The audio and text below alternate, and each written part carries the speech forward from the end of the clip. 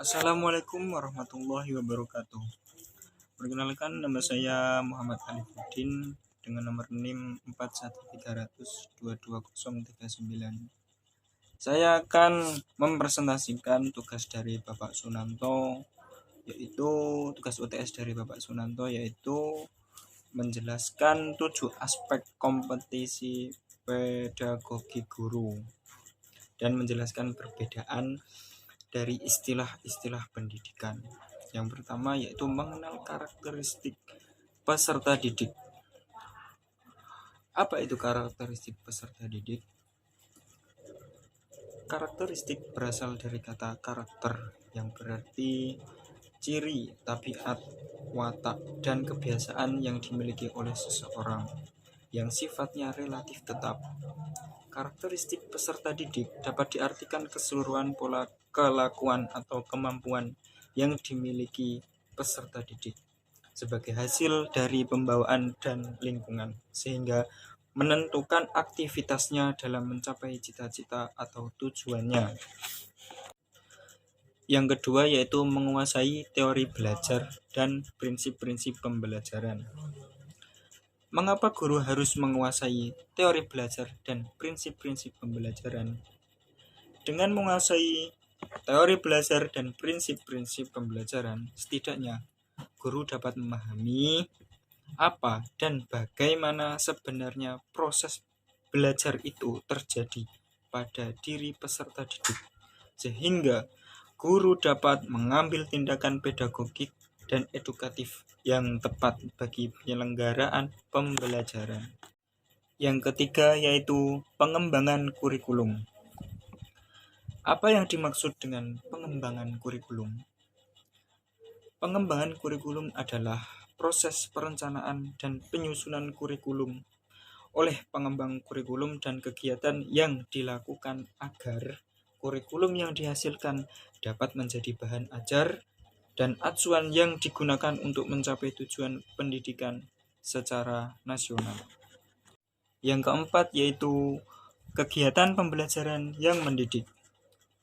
Kegiatan pembelajaran yang mendidik didefinisikan sebagai pembelajaran yang membuahkan bukan saja dasar-dasar penguasaan ilmu pengetahuan dan teknologi, melainkan juga sekaligus membuahkan karakter yang kuat serta penguasaan kecakapan hidup, sehingga tampil sebagai manusia yang penuh kasih terhadap sesama serta menjunjung tinggi etika.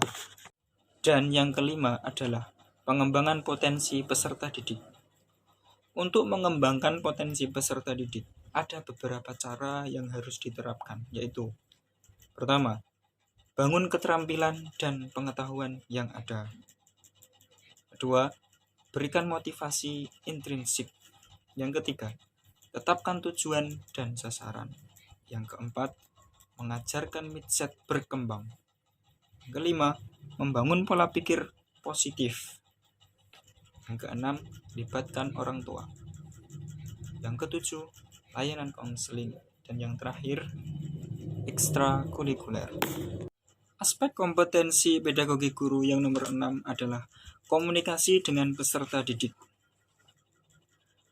Komunikasi yang baik dengan peserta didik sangat diperlukan dalam dunia pendidikan, terutama pada saat proses pembelajaran berlangsung. Tanpa komunikasi yang baik, pesan yang menjadi tujuan itu sendiri akan sulit dipahami atau dimengerti oleh peserta didik. Yang nomor 7 yaitu penilaian dan evaluasi. Dengan adanya penilaian dan evaluasi, bisa untuk menentukan nilai atau baik buruknya kegiatan pembelajaran yang dilakukan oleh guru maupun siswa melalui pengukuran dan penilaian. Dari 7 aspek kompetensi pedagogi guru, saya akan mengambil salah satu contoh dari mengenal karakteristik peserta didik, yaitu bagaimana cara untuk mengenal dan memahami karakteristik peserta didik, yaitu salah satu contoh dengan memahami temperamen peserta didik. Temperamen merupakan salah satu jenis sifat emosi yang dimiliki oleh seseorang dalam memberikan tanggapan atau respon terhadap berbagai hal yang terjadi dalam hidup. Pada dasarnya, peserta didik dalam memahami materi pelajaran dan mengajarkan tugas berkaitan erat dengan temperamen, termasuk cara mereka dalam berinteraksi dengan lingkungan sekitar. Perlu diketahui bahwa karakteristik peserta didik mencakup latar belakang dan pengalaman di lingkungan sekitar yang berpengaruh terhadap efektivitas belajar peserta didik itu sendiri. Ada peserta didik yang sangat antusias dan mudah bergaul dengan lingkungan sekitar. Tetapi ada juga yang sangat berhati-hati untuk beradaptasi dengan lingkungan baru, tetapi lambat laun akan terbiasa dengan lingkungan sekitarnya. Serta ada juga peserta didik yang susah beradaptasi dengan lingkungan sekitar dan cenderung emosi terhadap segala sesuatu yang terjadi di lingkungan barunya. Baik, selanjutnya saya akan menjelaskan perbedaan dari istilah-istilah pendidikan berikut, yaitu mendidik, yaitu yang pertama mendidik. Mendidik berkaitan dengan moral dan kepribadian.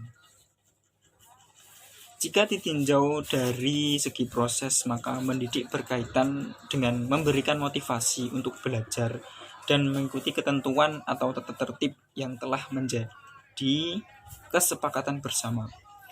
Kemudian bila dilihat dari segi strategi dan metode yang digunakan, mendidik lebih menggunakan keteladanan dan pembiasaan. Yang kedua yaitu mengajar. Mengajar berkaitan dengan bahan ajar dalam bentuk ilmu pengetahuan. Prosesnya dilakukan dengan memberikan contoh kepada siswa atau mempraktekkan keterampilan tertentu atau menerapkan konsep yang diberikan kepada siswa agar menjadi kecakapan yang dapat digunakan dalam kehidupan sehari-hari. Strategi dan metode yang dapat digunakan untuk mengajar misalnya expository dan inquiry. Selanjutnya nomor 3 yaitu melatih. Melatih berkaitan dengan keterampilan atau kecakapan hidup. Melatih bila ditinjau dari segi isi adalah berupa keterampilan atau kecakapan hidup. Bila ditinjau dari prosesnya, maka melatih dilakukan dengan menjadi contoh dan teladan dalam hal moral dan kepribadian. Sedangkan bila ditinjau dari strategi dan metode yang dapat digunakan, yaitu melalui praktek kerja, simulasi, dan magang. Yang terakhir yaitu membimbing. Membimbing berkaitan dengan norma dan tata tertib. Dilihat dari segi prosesnya, maka membimbing dapat dilakukan dengan menyampaikan atau mentransfer bahan ajar yang berupa ilmu pengetahuan, teknologi, dan seni dengan menggunakan strategi dan metode mengajar yang sesuai dengan perbedaan individual masing-masing siswa. Lalu kalau dilihat dari strategi dan metode yang digunakan, maka membimbing lebih berupa pemberian motivasi dan pembinaan.